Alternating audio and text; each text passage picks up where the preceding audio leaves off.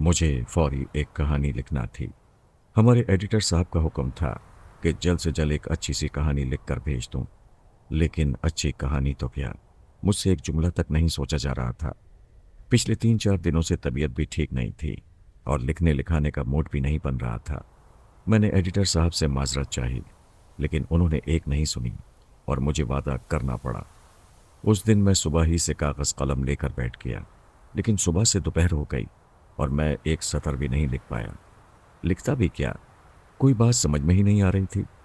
तंग आकर मैं अपनी कुर्सी छोड़कर उठ गया और घर से बाहर निकल आया। फुटपाथ पर टहलते टहलते मैं खासा दूर आ गया था, लेकिन जहन अब भी मुर्तकिज नहीं हो पा रहा था।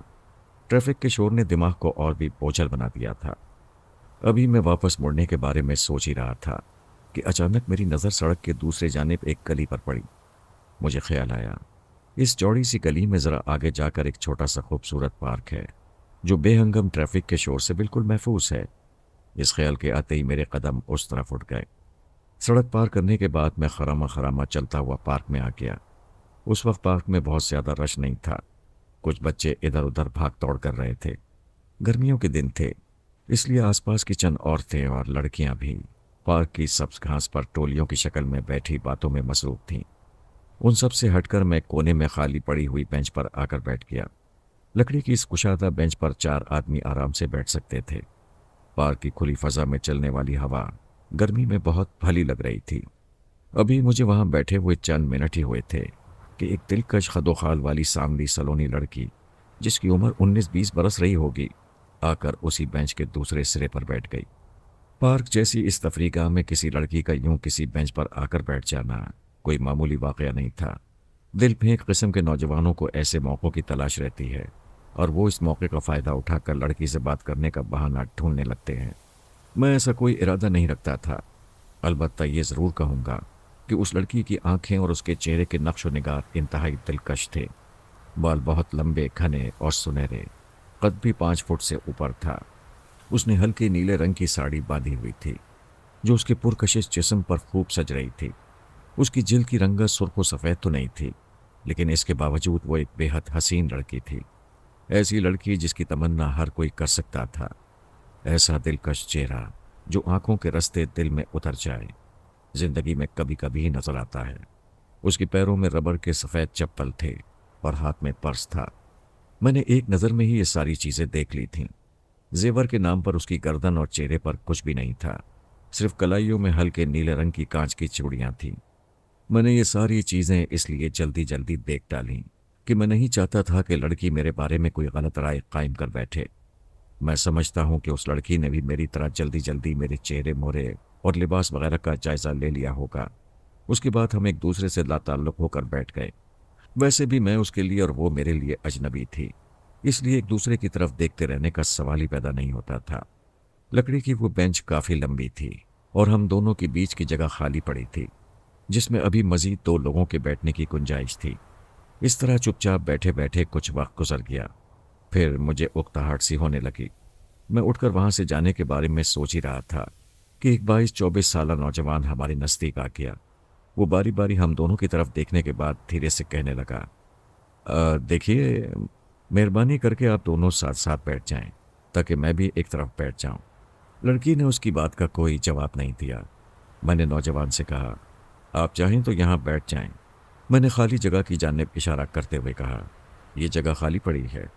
मेरी बात सुनकर नौजवान ने हैरत भरी नज़रों से मेरी तरफ देखा। तब मैं समझा कि नौजवान हमें मियाँ बीवी या फिर आशिक माशूक समझ बैठा है। फिर इससे पहले कि मैं अपनी पोजीशन साफ करने के लिए कुछ कहता, वो खुद ही बोल पड़ा, देखिए जनाब, कभी कभी आपस में मीठी मीठी नाराज़ी बहुत अच्छी लगती है, लेकिन आपस की ये नाराज़ी लोगों के सामने नहीं आनी चाहिए। इसलिए आप दोनों अपनी नाराज़ी दूर करके साथ साथ बैठ जाएं ताकि मैं भी एक कोने में बैठ जाऊं। उसकी बात सुनकर वो लड़की भी उसकी गलतफहमी भांप गई।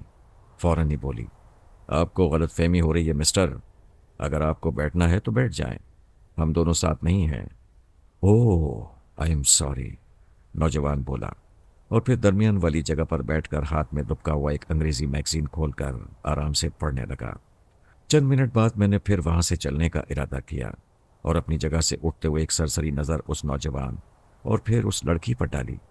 नौजवान मैगजीन में मुनहमिक था और वो लड़की सर झुकाए किसी सोच में डूबी हुई थी। मैं उठने लगा तो वो नौजवान मैगजीन अपनी आंखों के सामने से हटाकर कहने लगा, क्या आप जा रहे हैं? जी, मैंने मुख्तसर सा जवाब दिया। तो फिर आप मुझे ये बताते जाएं कि स्टार सिनेमा में इस वक्त कौन सी फिल्म चल रही है और शाम को शो कितने बजे शुरू होता है? नौजवान के इस वाहियात सवाल पर मुझे गुस्सा आ गया। अक्सर इस किस्म के सवालात खुद वाहियात नहीं होते, लेकिन जब वो किसी की उलझन और परेशानी की हालत में उससे पूछे जाते हैं तो वाहियात लगने लगते हैं। आपने जवाब नहीं दिया। मुझे खामोश देखकर नौजवान ने फिर पूछा। मुझे फिल्मों से कोई दिलचस्पी नहीं है, इसलिए आपको इस बारे में कुछ नहीं बता सकता। ये कहकर मैं चल पड़ा। पार्क से निकलकर मैं मैरीन ड्राइव पर आ गया। ज़रा दूर चलने के बाद जब मैं चौपाटी वाले रास्ते पर मुड़ा तो अचानक पीछे से ए मिस्टर, ए मिस्टर की आवाज़ें आने लगीं। मैं चलते चलते रुक गया और पलटकर पीछे देखने लगा। ये वही नौजवान था जो हाथ हिलाता हुआ तेज तेज कदमों से मेरी जानिब बढ़ रहा था। करीब आने के बाद वो रुक रुक कर बोला, मिस्टर, ये शायद आपका रुमाल। ये कहकर उसने हल्के गुलाबी रंग का एक रुमाल मेरी जानिब बढ़ा दिया। इसे आप उस बेंच पर ही भूल आए थे। मैंने रुमाल पर नज़र डालने के बाद कहा, यह रुमाल मेरा नहीं है, लेकिन यह रुमाल बेंच के नीचे उसी जगह गिरा हुआ था जिस जगह आप बैठे हुए थे। नौजवान ने कहा। मैं समझा कि यह आपका होगा। जी नहीं, शुक्रिया। वो मेरे साथ और बातें करना चाहता था, लेकिन मेरा जी नहीं चाह रहा था कि बेकार की बातों में अपना सर खपाऊं। आगे कुछ कहे बगैर मैं चल पड़ा तो वो भी मेरे साथ साथ ही चलने लगा, मगर मैंने कोई बात नहीं की। जब उससे ये खामोशी बर्दाश्त नहीं हुई तो पूछने लगा, आप कहाँ रहते हैं और इस वक्त कहाँ जा रहे हैं? इस बार मैं अपने गुस्से को नहीं रोक सका। झल्ला कर बोला, मैं जहाँ चाहे जाऊं और जहाँ चाहे रहूं। आपको इससे मतलब? आप क्यों मेरे पीछे पड़े हैं? आप तो नाराज़ हो रहे हैं। वो बड़ी मासूमियत से बोला, मुझ पर नाराज़ ना हो जनाब, मैं कोई बुरा आदमी नहीं हूँ, लेकिन कोई अच्छा आदमी किसी को इस तरह बिला वजह तंग भी तो नहीं करता। मैंने उसी गुस्सीले लहजे में कहा, आपको जहाँ जाना हो जाएं, मैं बाद में चला जाऊँगा। प्लीज़ जाएं। आपका मिजाज बहुत गर्म है। शर्मिंदा होने के बजाय वो बोला, लगता है अब तक आपको किसी से मोहब्बत नहीं हुई। अगर किसी से आपको मोहब्बत हुई होती तो आपके मिजाज में इतनी गर्मी ना होती, क्योंकि प्यार करने वालों के मुंह से तो फूल झड़ते हैं। मुझे अब वो नौजवान पागल लगने लगा था, हालांकि अभी तक उसने ऐसी कोई हरकत नहीं की थी जिससे ये शुबा यकीन में बदलता कि वो पागल है। मैंने उसकी किसी बात का जवाब ना देने का फैसला किया और इस ख्याल के साथ आगे बढ़ गया कि अब वो मेरे पीछे नहीं आएगा। लेकिन मेरा अंदाज़ा गलत साबित हुआ। वो फिर मेरे साथ साथ चलने लगा था। इस वक्त हम एक रेस्टोरेंट के सामने से गुजर रहे थे। इस रेस्टोरेंट पर नज़र पड़ते ही वो अचानक बोला, अरे मिस्टर, चलिए एक एक प्याली चाय पीते हैं। नहीं, मुझे चाय नहीं पीनी है, मैं उसी जल्लाहट भरे लहजे में बोला। असल में मैं किसी तरह भी उससे पीछा छुड़ाना चाहता था। देखिए प्लीज़ मान जाइए और गुस्सा थूक दीजिए। वो बड़ी मासूमियत से मेरी तरफ देख कर कह रहा था, मैं आपसे माफ़ी मांगता हूँ, प्लीज़ मैं आपसे दरख्वास्त कर रहा हूँ, लेकिन मैं इस वक्त चाय पीने के मूड में नहीं हूँ। मैंने कदरे नर्म लहजे में कहा, वरना मैं आपकी बात ज़रूर मान लेता। ठीक है, आप ना पिएं, मगर मुझे तो आपको चाय पिलानी है। वो अजीब से लहजे में बोला, देखिए अगर आप इनकार करेंगे तो मैं आखिर तक आपका पीछा नहीं छोड़ूंगा। मुझसे छुटकारा चाहते हैं तो मेरे साथ अंदर चलें और एक प्याली चाय पी लीजिए। मैं अजीब कश्मकश में पड़ गया। मेरी समझ में नहीं आ रहा था कि करूं तो क्या करूं। इस वक्त जो सूरत हाल मेरे सामने थी उसने मेरे सोचने समझने की सलाहियत ही छीन ली थी। धीरे धीरे मेरे दिल में यह तजस्सुस पैदा होने लगा कि आखिर ये नौजवान है कौन और इसका मकसद क्या है, ये मुझसे क्या कहना चाहता है। मेरे इन सवालों का जवाब तो मुझे उसी वक्त मिल सकता था जब मैं कुछ देर उसके साथ बैठकर उसकी बातें सुनता। मैं उसके साथ रेस्टोरेंट की तरफ चल पड़ा। जब हम अंदर दाखिल हुए तो वो बहुत खुश नजर आ रहा था। हम एक खाली मेज़ के आमने सामने बैठ गए। उसने बैरे को बुलाकर चाय का ऑर्डर दिया, फिर मुस्कुराते हुए मुझसे बोला, देखिए जनाब, मुझे डरने की बिल्कुल भी ज़रूरत नहीं है। ना मैं कोई बुरा आदमी हूँ ना ही पागल हूँ। मैं कुछ नहीं बोला और चुपचाप बैठा उसकी तरफ देखता रहा। थोड़ी देर बाद वो हंसते हुए कहने लगा, मेरी बात मान लें जनाब, अब आप जल्द से जल्द किसी से प्यार कर ही लीजिए। जब तक आप किसी से प्यार नहीं करेंगे आपकी ज़िंदगी इसी तरह फीकी फीकी गुजरेगी। ज़िंदगी में कोई दिलचस्पी नहीं रहेगी। कोई आपके दिल में समा जाएगा तो दिमाग की ये गर्मी खुद ब खुद खत्म हो जाएगी और आप खुश रहा करेंगे। उसकी ये बात सुनकर भी मैं खुद पर जब्त किए चुपचाप बैठा रहा। इतने में बहरा चाय रख कर चला गया और वो नौजवान जल्दी से प्यालियां अपने सामने रखकर चाय बनाने लगा। मैं ध्यान से उसके मासूम चेहरे की तरफ देखता रहा। तब अचानक ही मेरे दिमाग में एक जबरदस्त धमाका हुआ और मुझे लगा कि मैं सुबह से जिस कहानी की तलाश में सरगर्दा रहा हूं, कहीं वो कहानी इस नौजवान के अंदर ही छुपी हुई तो नहीं है। इस ख्याल के जहन में उभरते ही मेरा तजस्सुस जोर पकड़ने लगा और मैं दिलचस्पी से उसकी तरफ देखने लगा। फिर उसने चाय की प्याली मेरे आगे रखते हुए कहा, आप मुंह बंद किए क्यों बैठे हैं? मैं इतनी देर से बोल रहा हूं और आप हैं कि जवाब भी नहीं देते। मैं क्या बात करूं? मैंने मुस्कुराने की कोशिश की और आगे बोला, अगर आप किसी से मोहब्बत करते हैं तो ये अच्छी बात है, लेकिन आप मुझे मोहब्बत करने का मशवरा देकर क्यों हैरान कर रहे हैं? मैं आपको हैरान नहीं कर रहा हूं, नौजवान ने कहा। मैं तो आपको बता रहा हूं कि आप अब भी जवान हैं और एक तवील जिंदगी आपके सामने है। वैसे हमारे दौर की ये दुनिया और जिंदगी बेशुमार मसाइल से भरी पड़ी है। ऐसे में अगर किसी को दिल में बसा लिया जाए तो आदमी की आधी से ज्यादा फिक्रें, परेशानियां और उलझनें दूर हो जाती हैं, क्योंकि मोहब्बत अपने सिवा किसी और को कुछ सोचने ही नहीं देती। आप तो मोहब्बत के मामले में काफ़ी तजुर्बेकार लगते हैं, मैंने हंसकर कहा। खैर, मैं आपके मशवरे पर अमल करने की कोशिश करूंगा। बिल्कुल ठीक, ये कहकर उसने बैरे के हाथ पर चाय का बिल रखा और उठते हुए कहने लगा, मैं आपकी कामयाबी के लिए दुआ करूंगा। आइए अब चलिए, हम अपने अपने रास्ते पर चलते हैं, यानी वादे के मुताबिक मैं आपका पीछा छोड़ रहा हूं। मैं हंस पड़ा और उसकी बेफिक्री, जिंदा दिली और उसके गुफ्तगू के अंदाज ने मेरे तजस्सुस को और बढ़ा दिया था। मैं चाह रहा था कि वो अपने बारे में कुछ बताए, लेकिन अभी तक वो सिर्फ प्यार और मोहब्बत की बातें ही करता रहा था। आखिरकार मैंने चलते चलते पूछ लिया, आपने मुझे तो मोहब्बत करने का मशवरा दे दिया, लेकिन ये तो बताएं कि आप खुद भी किसी से मोहब्बत करते हैं? मैं भी किसी से मोहब्बत करता हूँ। वो अपने सीने पर हाथ रखकर हंसते हुए बोला, मैं एक लड़की से मोहब्बत करता हूँ और वो लड़की वही थी जिसे अभी आपने पार्क में देखा था। लेकिन वो तो आपको जानती भी नहीं है, मैं हैरानी से बोला। बल्कि आप खुद उसे मेरा साथी समझ रहे थे। वो मजाक था, वो हंसकर कहने लगा। आजकल वो ज़रा नाराज़ है, लेकिन परेशानी की कोई बात नहीं। मोहब्बत में ये तो चलता ही रहता है, मैं जल्द ही उसे मना लूँगा। ये कहकर वो फिर हंसने लगा। मुझे उसकी ये बात कुछ अजीब सी लगी, क्योंकि मैं उस लड़की को देख चुका था। वो इस नौजवान से बिल्कुल ही लाताल्लुक़ नज़र आ रही थी। खैर, मुझे इस बात में कोई दिलचस्पी नहीं थी कि वो दोनों मोहब्बत करते हैं या नहीं, इसलिए मैं उससे रुखसत होकर अपने घर की तरफ चल पड़ा। इस बार वो मेरे साथ या मेरे पीछे नहीं आया था। ज़रा आगे जाकर मैंने पलटकर देखा, लेकिन वो मुझे नज़र नहीं आया। मैं समझ गया कि अपने वादे के मुताबिक उसने मेरा पीछा छोड़ दिया है। इस वाक़े के 2 दिन बाद मैं अपने एक दोस्त के साथ बातें करता हुआ उसी पार्क के सामने से गुजरा तो अचानक ही मेरी आंखों के सामने उस नौजवान और उस लड़की का चेहरा घूम गया। मैंने अपने दोस्त से कहा, चलो ज़रा कुछ देर पार्क में बैठते हैं। हम दोनों पार्क में आ गए। मेरी नज़र सीधी उस कोने वाली बेंच की जानिब गई और मैं हैरत से उछल पड़ा, क्योंकि उस बेंच पर वही लड़की बैठी हुई दिखाई दी। उस लड़की को पहचान लेने के बाद मैंने अपने दोस्त को वहीं बैठ जाने के लिए कहा और हिम्मत करके उस बेंच की जानिब बढ़ गया जिस पर वो लड़की अकेली बैठी हुई थी।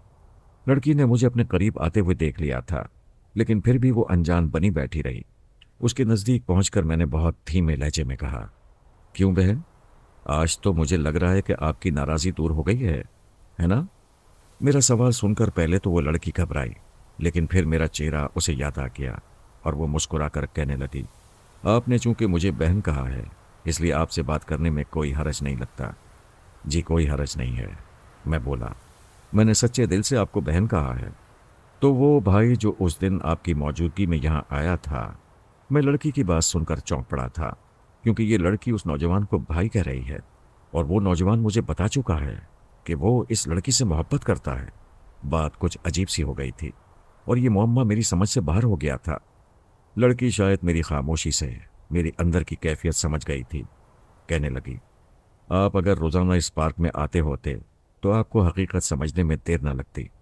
इतना कहकर वो ज़रा ठहर गई, फिर बेंच की खाली जगह की जानिब हाथ उठाकर कहने लगी, आप बैठ जाइए, मैं आपको सारी बात समझाती हूँ।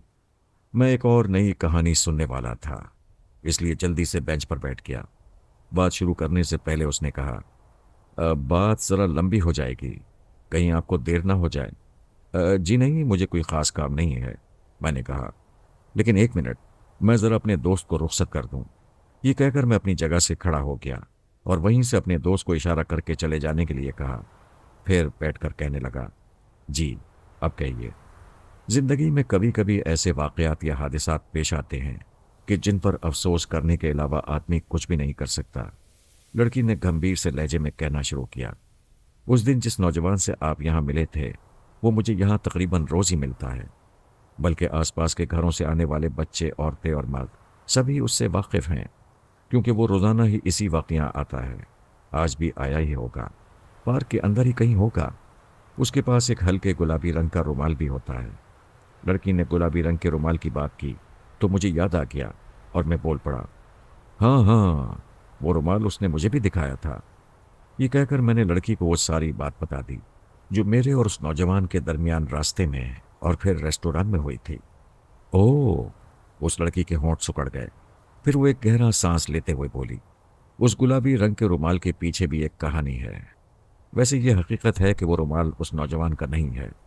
क्या? मैं चौंक पड़ा। वो रुमाल उसका नहीं है तो फिर किसका है? सुरीता का, वो जल्दी से बोली और आगे कहा, सुरीता गंगोली का नाम तो शायद आपने कहीं पढ़ा या सुना होगा। सुरीता गंगोली, मैंने धीरे से ये नाम दोहराया और फिर अचानक ही चौंक पड़ा। सुरीता गंगोली बहुत अच्छी अफसाना निगार थी और मैंने उसके कई अफसाने मुख्तलिफ रसाइल और जराइद में पढ़े थे। ये याद आते ही मैंने कहा, हाँ हाँ, मैंने उन्हें पढ़ा है, ये तो बहुत मशहूर नाम है। हाँ, वही सुरीता। कभी कभी वो अपने कागज़ कलम की दुनिया से निकलकर अपने छोटे भतीजों और पड़ोस के नन्हे नन्हे दोस्तों के साथ इस पार्क में आ जाया करती थी। लड़की ने सुरीता गंगोली के बारे में बताते हुए कहा, और अक्सर पार्क के इस दूसरे कोशे में जहाँ बच्चों के लिए झूले वगैरह लगाए गए हैं वहीं जाकर बैठती थी। लेकिन एक दिन वो अपने नन्हे मुन्ने दोस्तों के बगैर अकेली ही यहाँ चली आई थी। उस रोज़ सारे बच्चे स्कूल की तरफ से पिकनिक पर गए थे और सुरीता अपनी किसी नई कहानी का प्लॉट सोचते सोचते इस बेंच पर आकर बैठ गई थी। यहाँ तक कहकर लड़की अचानक ही चुप हो गई। यूं लग रहा था जैसे वो कुछ भूल रही है। जब उसकी खामोशी तवील होने लगी तो मैंने कहा, आप चुप क्यों हो गई? सुरीता जी के साथ क्या हुआ था इस बेंच पर? इस बेंच पर बैठने की ज़रा देर बाद ही सुरीता को लगा कि आसपास बहुत ही सन्नाटा है। लड़की ने बड़े गंभीर लहजे में कहा।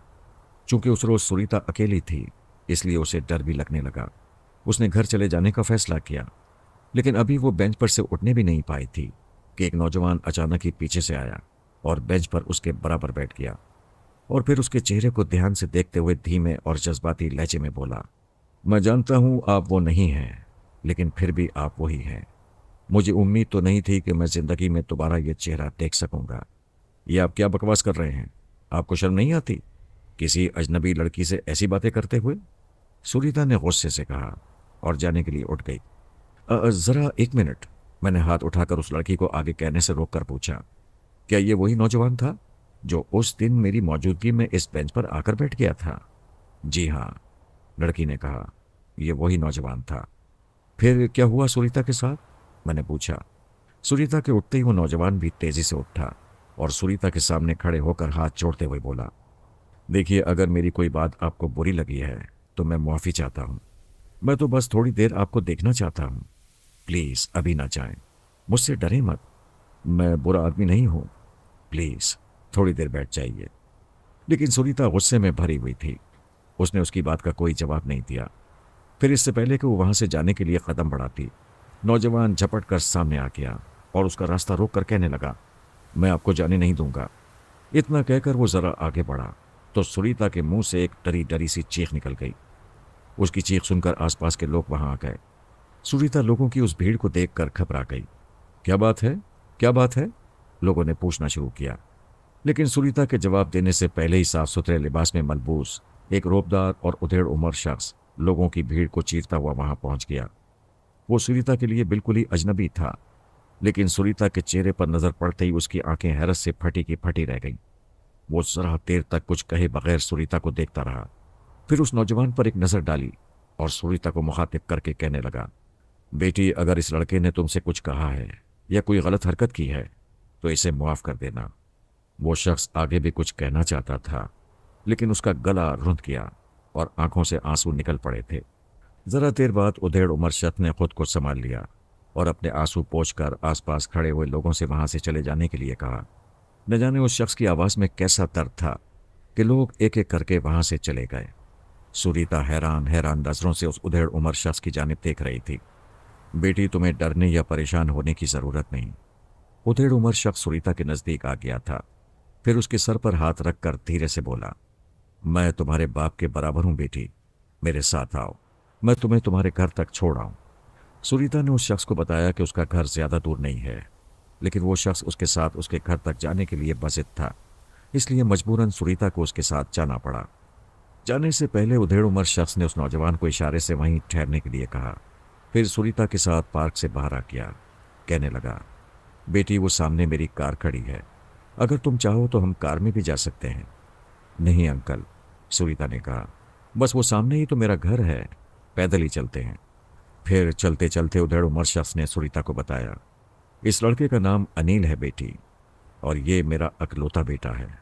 मैं इसकी तरफ से एक बार फिर तुमसे माफ़ी मांगता हूँ। असल में इसकी दिमागी हालत ठीक नहीं है। अच्छा, ऐसा क्या हो गया था अंकल? सुरीता ने पूछा। क्या दिमाग पर कोई चोट वगैरह लगी थी? चोट दिमाग पर नहीं, दिल पर लगी थी बेटी, जिसने इसका जहनी तवाज़ुन ही बिगाड़ दिया। बात यह है बेटी कि तुम्हारी उम्र की और लगभग तुम जैसी शक्लो सूरत वाली एक लड़की नरगिस से इसे मोहब्बत हो गई थी। दोनों साथ कॉलेज में पढ़ते थे।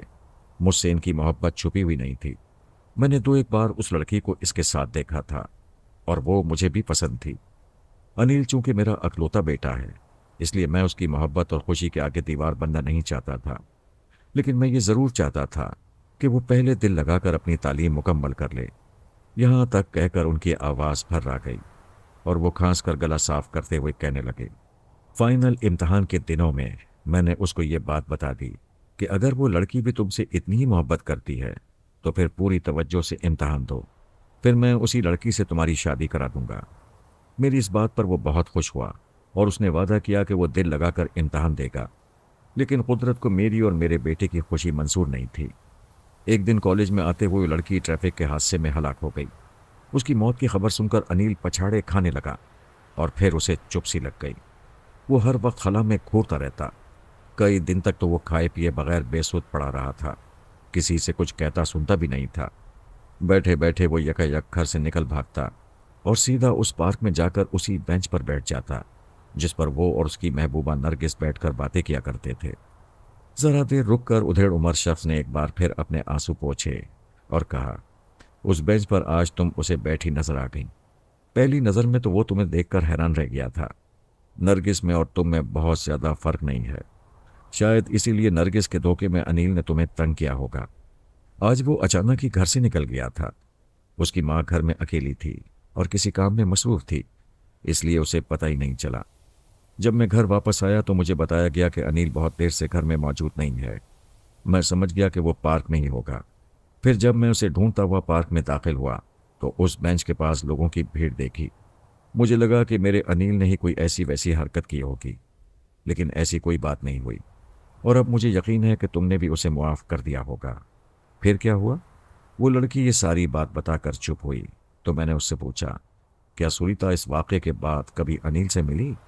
हाँ, लड़की ने कहा।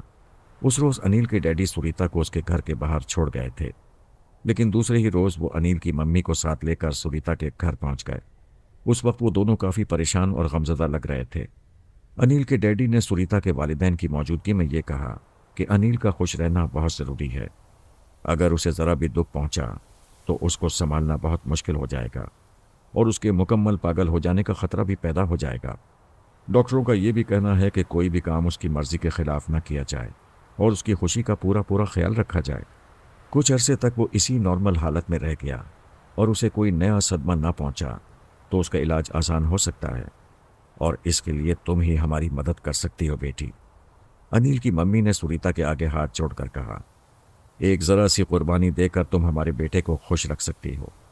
ये आप क्या कह रही हैं आंटी? सुरीता घबरा कर कहने लगी, मैं भला उसे कैसे खुश रख सकती हूँ? मैं ऐसा कुछ नहीं कर सकती। सुरीता ठीक कहती है, वो इस सिलसिले में आपकी कोई मदद नहीं कर सकती, सुनीता की माँ ने कहा, और हम इसकी इजाज़त भी नहीं देंगे क्योंकि चंद माह बाद इसकी शादी होने वाली है। ये तो बहुत अच्छी बात है। सुनीता हमारी भी बेटी है, हम इसके लिए दुआ करते रहेंगे। अनिल के डैडी रोहान से लहजे में बोले, बस हमारी इतनी सी दरख्वास्त है कि सुनीता कुछ रोज़ पार्क की उस बेंच पर आकर बैठ जाया करे। मुझे यकीन है कि सुनीता को अपने सामने देखकर उसे लगेगा कि वो अपनी नरगिस के पास बैठकर उससे बातें कर रहा है। वो इस तरह बहुत खुश रहा करेगा। सुनीता के घर में उस वक्त उसका मंगेतर मुकेश भी मौजूद था। वो सुनीता को लेकर शॉपिंग के लिए जाने वाला था। उसने भी ये सारी बातें खामोशी से सुनी थीं। इससे पहले कि सुनीता अनिल के डैडी मम्मी को कोई जवाब देती, मुकेश ने अनिल के डैडी से कहा, अंकल आप बिल्कुल दुखी ना हो, भगवान ने चाहा तो आपका अनिल बहुत जल्द ठीक हो जाएगा। सुनीता पार्क में जाकर जरूर अनिल के पास बैठेगी और उससे बातें भी करेगी। क्या क्या ये बात सुनीता के मंगेतर ने कही? मैंने हैरत से लड़की की तरफ देखा और बोला, कोई होने वाला शौहर अपनी होने वाली बीवी को किसी अजनबी और तकरीबन पागल नौजवान के पास तन्हाई में मिलने और बातें करने की इजाज़त भला कैसे दे सकता है? क्या सुनीता ने अपने मंगेतर के फैसले पर कोई एतराज़ नहीं किया? जी नहीं, लड़की ने जवाब दिया। उस दिन के बाद से सुनीता रोज़ाना पार्क में जाकर अनिल से मिलती है। बड़ी अजीब बात है, लेकिन सुनीता ने उस पागल नौजवान पर भरोसा कैसे कर लिया? वो तो किसी वक्त भी सुनीता को अपनी महबूबा नरगिस समझकर कोई ज्यादती कर सकता था। नहीं, ऐसी कोई बात नहीं हुई, लड़की ने बताया। पहले रोज अनिल के डैडी, सुनीता और मुकेश तीनों पार्क में गए थे। सुनीता अकेली उस बेंच पर जाकर बैठ गई। अनिल के डैडी और मुकेश बेंच से जरा दूर एक दरख्त के पास बैठ गए। थोड़ी देर बाद अनिल भी आ गया और उसने सुनीता को बेंच पर बैठे हुए देखा। फिर उसके बराबर में बैठते हुए धीरे से बोला, सॉरी, मुझे आने में जरा देर हो गई। उसके बाद वो सुनीता को नरगिस समझकर बुड़बुड़ाने के अंदाज में कुछ बोलता रहा। यूं लग रहा था जैसे वो खुद से गुफ्तगू कर रहा हो। फिर अचानक जरा ऊंची आवाज में कहने लगा, मगर तुम मुझसे नाराज क्यों हो जाती हो? अब देखो ना, कितने दिनों के बाद तुम आज आई हो। तुम जानती हो मैं तुम्हारे बगैर एक दिन भी नहीं रह सकता। कहाँ चली गई थी तुम? सुनीता ने कोई जवाब नहीं दिया। वो फिर कहने लगा, तुम्हारी कोई निशानी भी तो मेरे पास नहीं है जिसे देख देख कर मैं अपना जी बहला लिया करूं। अगर तुम्हारी तस्वीर भी होती तो मैं उससे बातें करके अपना वक्त गुजार लेता। मैं जानता हूं कि तुम्हें रोज रोज यहां आकर मुझसे मिलने में तकलीफ होती होगी, लेकिन मैं क्या करूं। खैर, आज तो तुम मुझे अपनी कोई निशानी दे ही दो, मैं तुम्हारी निशानी ही से बातें कर लिया करूंगा। लेकिन उस वक्त सुनीता के पास कोई ऐसी चीज नहीं थी जो उसे निशानी के तौर पर देती। बस हल्के गुलाबी रंग का एक रुमाल उसके हाथ में था। वही उसने अनिल को दे दिया। रुमाल लेकर वो बहुत खुश हुआ और बार बार रुमाल को सूंघने लगा। लड़की ने धीरे धीरे ये सब बातें मुझे बताईं और फिर आगे बोली, अनिल की जज्बाती कैफियत तो अब भी बाकी रही है, लेकिन अब उसमें पहली जैसी शिद्दत नहीं है। अब उसमें बड़ी हद तक सुकून और ठहराव आ गया है। अब उसके तमाम तर जज्बात और तवज्जो का मरकज़ रुमाल हो गया है और वो उस रुमाल से ही मोहब्बत करने लगा है। अब उसे जो भी मिलता है उसे वो किसी न किसी बहाने रुमाल ज़रूर दिखाता है। आपको भी वो रुमाल दे रहा था, लेकिन अगर आप उससे वो रुमाल लेना चाहते तो वो आपको कभी ना देता। लड़की इतना कहकर चुप हो गई। लेकिन ये कहानी तो अभी अधूरी है, मैंने पूछा। आपने ये तो बताया ही नहीं कि सुनीता कब तक वहां आती रही और उसका मंगेतर मुकेश कब तक ये बर्दाश्त करता रहा। सुनीता का मंगेतर बहुत अच्छा इंसान है। उसके सीने में एक दर्दमंद दिल धड़कता है। वो किसी को दुखी नहीं देख सकता, लड़की ने कहा। सुनीता ने उसे रुमाल देने वाली बात बताई और कहा कि अगर अनिल के पास उसकी महबूबा नरगिस की तस्वीर हो तो वो उस तस्वीर के सहारे अपने दिन सुकून से गुजार सकता है। मगर अफसोस, बेचारे के पास कोई तस्वीर नहीं है। वो जब एक रुमाल मिलने से इतना खुश है तो फिर तस्वीर से तो उसकी कैफियत ही बदल जाएगी। सुनीता की बात सुनकर मुकेश की आंखों में चमक सी लहरा गई। उसने फौरन ही इस मसले का हल निकाल लिया। कैसा हल? मैंने पूछा। दूसरे दिन जब सुनीता अनिल के साथ बैठी थी तो मुकेश गले में कैमरा और कंधे पर बैग लटकाए स्ट्रीट फोटोग्राफर के भेस में वहां आ गया और सुनीता से इजाज़त लेकर उसने अनिल के साथ उसकी 2-3 तस्वीरें उतारी और फिर दोनों की अलग अलग तस्वीर भी बनाई। अगले दिन उसी जगह तस्वीरें दे जाने का वादा करके चला गया। दूसरे दिन मुकेश फिर फोटोग्राफर बनकर वहां आया और सारी रंगीन तस्वीर अनिल को दिखाईं और सुरीता से पैसे लेकर चला गया। अनिल वो तस्वीरें देखकर मारे खुशी के उछलने लगा। सुरीता के चेहरे में उसे अपनी महबूबा का चेहरा नजर आ रहा था। उसे देखकर यूं लग रहा था जैसे उसे दुनिया भर की दौलत मिल गई हो। सुरीता ने जब उसकी खुशी का यह आलम देखा तो उसने इस मौके का फायदा उठाते हुए अनिल से कहा, देखो अनिल, तुम मेरी बात का बुरा न मानना और ना ही मुझे गलत समझना। मैं एक लड़की हूं और घर वालों से छुप छुप कर मेरा यहाँ रोजाना आना बहुत मुश्किल है। हाँ, हफ्ते में 2 दिन यानी बुध और जुमेरात को जरूर आया करूंगी। सुनीता की यह बात सुनकर अनिल जरा भी नाराज नहीं हुआ, अलबत्ता उसके चेहरे पर गहरी संजीदगी तारी हो गई थी। फिर उसने इंतहाई शिकस्ता सी आवाज में कहा, मैं जानता हूं तुम वो नहीं हो, मगर मैं तो तुम्हें नरगिस समझकर ही हंस बोल लेता हूं। क्या करूं, दीवाना जो हूं, और फिर तुम हू बहू नरगिस ही तो हो, जरा भी फर्क नहीं है। ये कहते कहते उसकी आंखें नम हो गई थीं, मगर फिर भी उसने मुस्कुराते हुए कहा था, कोई बात नहीं, अब तो ये तस्वीरें मेरे पास हैं, मैं इन्हें नरगिस की तस्वीरें समझकर आराम से रह लूंगा। लड़की के खामोश होते ही मैं अपना तजस्सुस न दबा सका। फिर यह हुआ कि अनिल तो इस पार्क में रोजाना आता है, लड़की ने मुझे बताया, लेकिन सुनीता हफ्ते में 1-2 बार ही आती है। उसके साथ उसका मंगेतर मुकेश भी होता है, जो जरा दूर किसी झाड़ी या तरफ की ओट में बैठ जाता है। सुनीता बेंच पर बैठी रहती है। अनिल की जहनी कैफियत अब पहले से बहुत बेहतर है। अब उसके दिलो दिमाग में वो पहला जैसा हिजान और पागलपन नहीं है। वक्त के साथ साथ उसे अब इस बात का एहसास हो गया है कि उसकी महबूबा हमेशा के लिए उससे रूठ चुकी है, इसलिए अब वो सुनीता से बेतकल्लुफ होने की कोशिश नहीं करता। लेकिन कभी कभी सुनीता के सामने धीरे धीरे बुड़बुड़ाने लगता है, जैसे अपनी नरगिस से ही बातें कर रहा हो। अनिल के डैडी का कहना है कि उसका इलाज हो रहा है और डॉक्टर ने यकीन दिलाया है कि अनिल जल्द ही इस कैफियत से निकल आएगा। उसके मम्मी डैडी सुनीता और मुकेश के बहुत शुक्रगुजार हैं और उन दोनों के शानदार मुस्तकबिल के लिए दुआ गो हैं। वाकई सुनीता गंगोली साहिबा और उनके मंगेतर मुकेश ने अनिल को उसकी नॉर्मल जिंदगी की तरफ वापस लाने में बड़ी मदद की है, वरना आज के दौर में कौन किसी के लिए ऐसा कुछ करता है।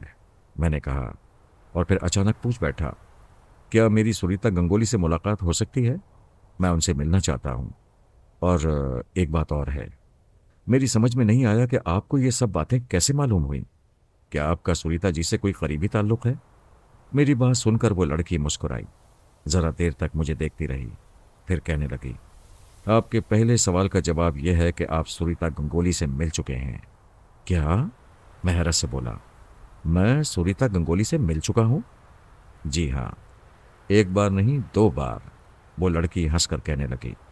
अब रहा आपका दूसरा सवाल कि ये सब बातें मुझे कैसे मालूम हुई, तो इसका जवाब यह है कि मैं खुद ही सुनीता हूं, सुनीता गंगोली। क्या? मुझे एक बार फिर शदीद झटका लगा। फिर इससे पहले कि मैं कुछ और पूछता, वो अपनी जगह से उठ गई, पार्क के गेट की तरफ देखकर कहने लगी, मुकेश आ गए, अब मुझे जाना चाहिए, गुड बाय। इतना कहकर वो चल पड़ी और मैं उसे देखता रह गया। आज मुझे जिंदगी का एक बड़ा ही अजीब व गरीब तजुर्बा हुआ था और मैं सोच रहा था कि दुनिया अभी अच्छे लोगों से खाली नहीं हुई है। साथ साथ मैं ये भी सोच रहा था कि अगर उस रोज मैं कहानी का प्लॉट सोचते सोचते पार्क की उस बेंच पर आकर ना बैठा होता, तो क्या जिंदगी के इन जीते जागते अजीम किरदारों को कभी अपनी आंखों से देख पाता? क्या मैं मुकेश और सुनीता गंगोली जैसे लोगों को कभी भूल पाऊंगा, जो सिर्फ अपने लिए ही नहीं बल्कि दूसरों के लिए भी जीने का हुनर जानते हैं? उस रोज मैं सुनीता गंगोली से अपना तारुफ नहीं करा सका था। ये कहानी सुनीता गंगोली की आप बीती है, जो मैंने उसकी जुबानी सुनी थी, लेकिन आज मैं इसे कलम बंद कर रहा हूं। मुझे उम्मीद है कि जब सुनीता ये कहानी पढ़ेगी तो उसे मेरे बारे में भी मालूम हो जाएगा कि उसकी आप बीती का अनजाने में मैं भी एक किरदार बन गया था।